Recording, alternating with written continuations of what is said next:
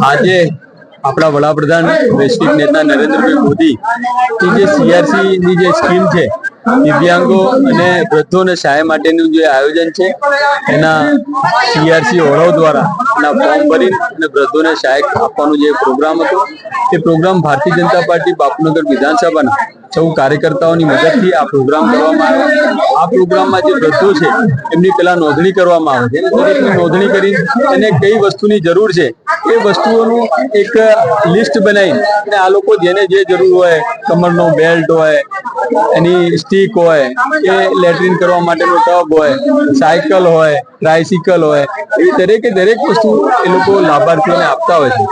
આવી યોજનાઓમાં 251 લાભાર્થી અહીં આપણે આજે ભેગા કરીને અને એમને આ યોજનાનો લાભ આપવા માટેનો પ્રોગ્રામ હતો।